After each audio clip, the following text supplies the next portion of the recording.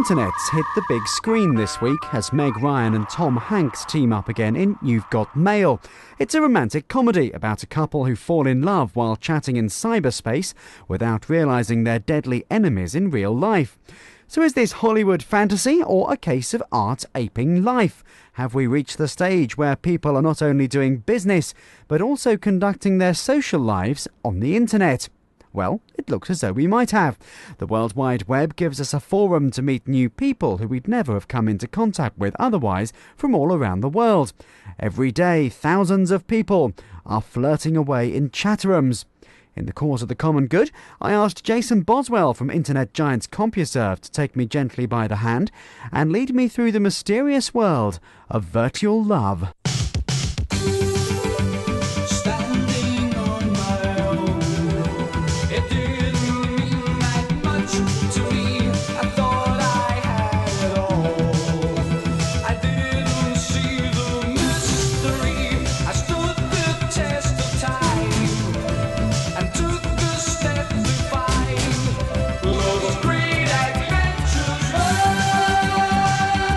A chat room can be likened to a meeting place. It can be likened to a pub. So any number of people can go to chat rooms and they can find people there. They can talk to each other about their interests and what they do and where they come from. Who uses this service? Why don't people just go down the pub? Well, the CompuServe service is aimed at everyone. People can go to the pub, but lots of people feel intimidated going down the pub. Actually, lots of people work unsociable hours, and lots of people nowadays are working longer hours, or they live on their own, for instance, and don't get a chance to go to the pub to meet people.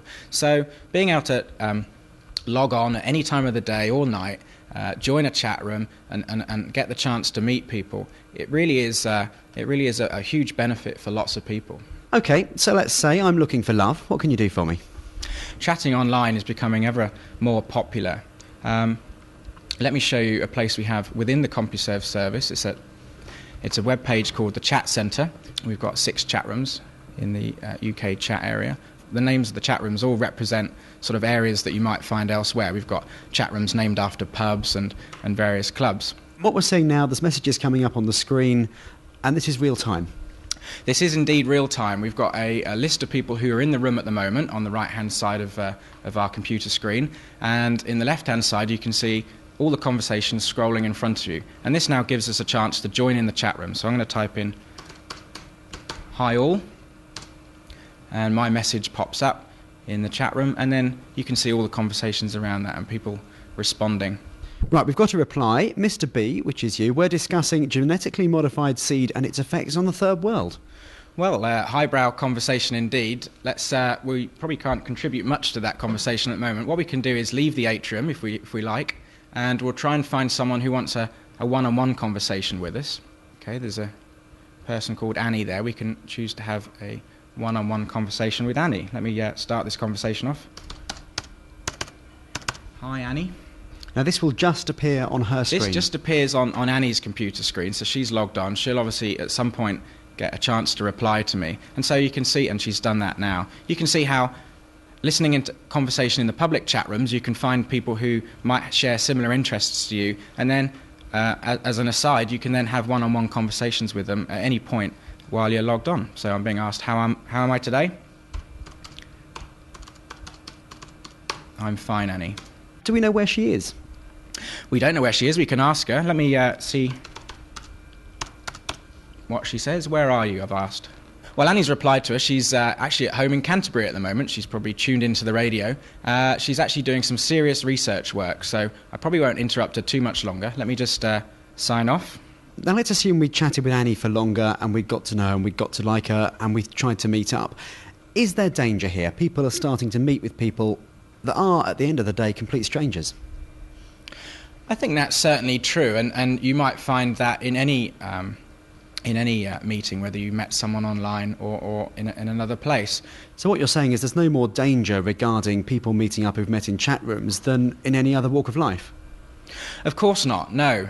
In fact, in chat rooms, you have the added advantages that you really aren't there with someone, so you can choose to back out of a conversation if you don't feel safe. People tend to continue conversations until they feel safe enough and that they know the person they're speaking to online. And then they can swap photographs, or they can meet in a collective group at a pre-arranged meeting place. So people really should feel safe when chatting online. We find that people do find it a great service, and people really do meet people and sometimes fall in love.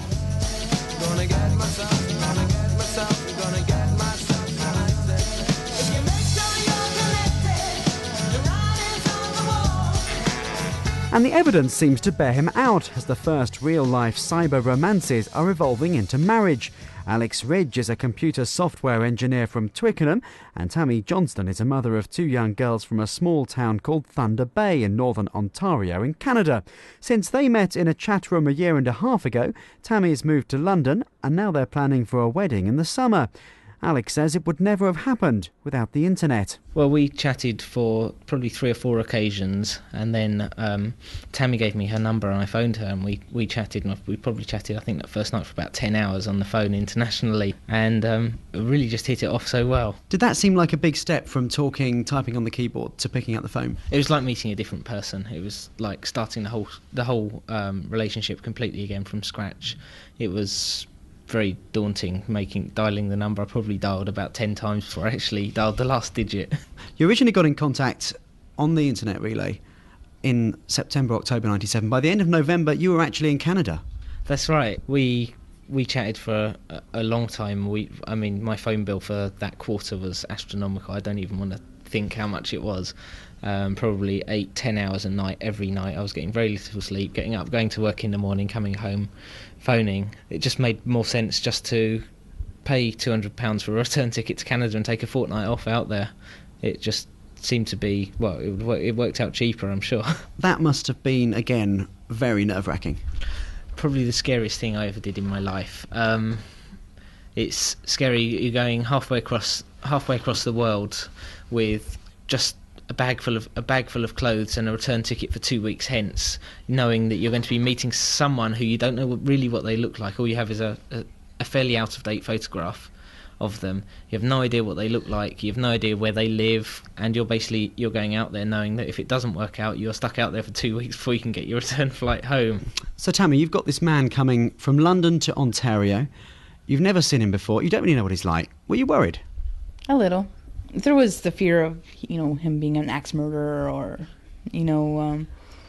I think I was more self-conscious of myself and wanting to make a good impression than really worried about whether he was going to hurt me in any way, because I had talked to Naomi, his sister, and she had assured me that he was, one of the good guys. So, but I was more so worried that he was going to get off the plane and kind of go, and turn around and walk right back on the plane and head back to England. So you met him at the airport. Were you scanning the people coming through thinking, is this him? Is this him? Could it be? Well, he told me exactly what he was wearing. And so I saw him and I just kind of sat there. And we just kind of did this thing where he looked at me and I looked at him. But neither one of us would kind of let on that it was the person they were looking for. And we just kind of, and then so finally I kind of stood up and just kind of nodded. And then he walked over, and there had been the plan that the first thing he would do was hug me, regardless. So that's what he did. He gave me a hug, and then it was just kind of, from that moment on, it just went, there was no real worries. It was just instant. We hit it off. You must have been worried that there'd be this sort of silence. Yeah, there was, but it didn't last long. By the time we hit the taxi, it was, we were both talking continuous. Okay, let's move on. We're now a year later, and we're sitting here in South London. That's an enormous step to make. Yeah, I was more so worried about the kids than myself, but pretty much what I said before I left was, this is either going to be the worst decision of my life or it's going to be my best decision of my life. And so I'm sort of leaning towards the best decision of my life, since we do plan on getting married. Now, what have your family made of your move over to London? My mom, until pretty much the day I left, refused to believe that I was actually leaving. Now they're quite happy. They see how happy the girls are, and they see how happy I am, and they're kind of glad that I've kind of found what it is that I've been looking for, and that that I found, as they say, a good man. I guess they've kind of been waiting for me to do that for a while. But what about the dangers? Surely it's only a matter of time before someone's Prince Charming turns out to be the devil in disguise. Tory MP and former journalist Roger Gale sits on Parliament's Culture, Media and Sport Committee. He says we need to think carefully before blindly accepting what we read on the internet. There's no reason, really, why the internet shouldn't be used for lonely hearts dating purposes. Plenty of other media are.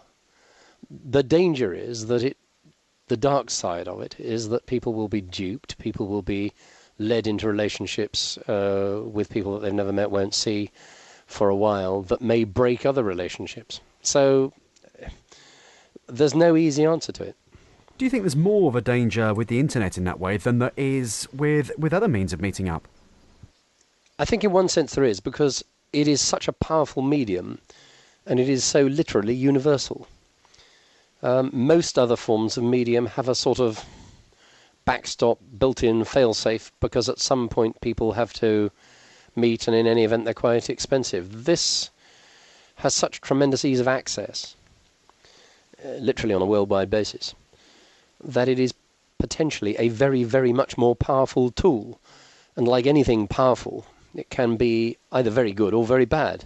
And in this case will probably be both. Future cyber husband and wife Tammy and Alex agree it's always wise to be careful, but say for anyone wanting to follow in their footsteps, it's just a matter of using common sense. I think the first thing you got to do is meet in a fairly neutral location.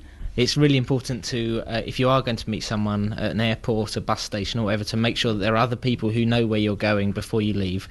So tell a friend, family, tell them I'm going to meet this person, I don't know them, and basically be very, very careful, the same as you would in any blind date situation, because that's effectively what you're getting into.